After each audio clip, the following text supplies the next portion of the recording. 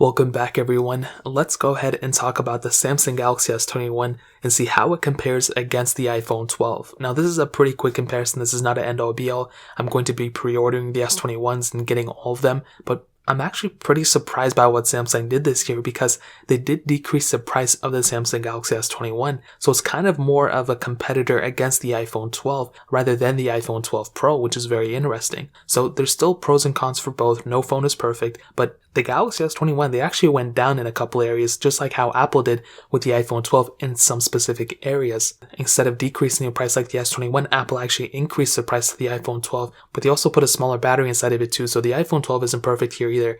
Now looking on the front, you actually have kind of roughly around the same size panel. You have an iPhone 12 which is 6.1 inch display. The Galaxy S21 has a 6.2 inch display. They're probably going to feel roughly around the same in the hand, but you're going to be getting a bigger display on the Galaxy S21. Surprisingly though, and this is the first time in a long time, the Galaxy S series has a 1080p panel, so it decreased from the 1440p panel we had before. And the iPhone 12 actually technically has a higher resolution display with more pixels per inch than the Samsung Galaxy S21. And that is an insane thing. I never thought I would hear that again in a very long time, but that is basically what we're seeing here. The Galaxy S21 still has a better panel though because it has that 120Hz refresh rate, but that is something that's pretty insane in my opinion. So between both, the iPhone 12 high resolution display, but the Galaxy S21 still is probably the winner because of that 120Hz refresh rate. Lightning port on the iPhone 12, USB-C on the Galaxy S21. Now Samsung actually removed the microSD card slot on the Samsung Galaxy S21,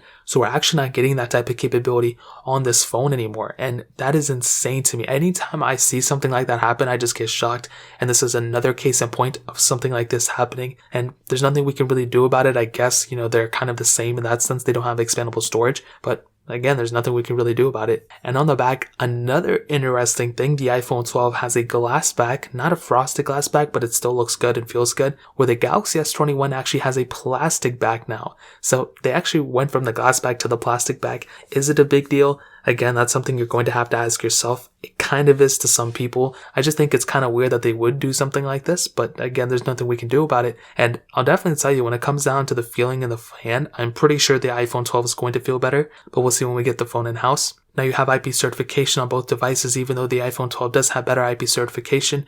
And the camera setup, I will probably honestly have to give it to the Galaxy S21. That's even before I test it. The Galaxy S20 has such a good camera, and if the S21 is anything like the S20, we're probably going to end up getting some sort of, improvement in that, and I'm pretty sure it's going to be better, but we haven't gotten it yet. Dual camera setup on the iPhone 12, 12 megapixel wide, 12 megapixel ultra wide. The S21 has a triple camera setup, 12 megapixel wide, 64 megapixel telephoto, then 12 megapixel ultra wide. You can do 8K on the S21, only 4K at 60 on the iPhone 12, which is still more than enough for basically what everyone's going to use it for, but I'm pretty sure the camera setup may be better on the S21. Performance wise, again, we're comparing apples to oranges. I'll do a speed comparison and everything once I get it in-house, but the iPhone 12 has that A14 chip. The Galaxy S21 now has that Snapdragon 888 chipset, and you have about half the amount of RAM, 4 gigs of RAM on the iPhone 12, twice the amount of RAM on the Galaxy S21 with 8 gigs of RAM. But again, iOS, Android, they typically handle things a little bit differently, so it's totally okay for the time being. And software-wise, I always love iOS, but the Galaxy S21 software with One UI 3, maybe it'll be better, but we'll see once I get it in-house. And battery life, the Samsung Galaxy S21 still maintains that 4000 mAh battery. The iPhone 12 has a 2800 mAh battery. And I've said this before and I'll say it again,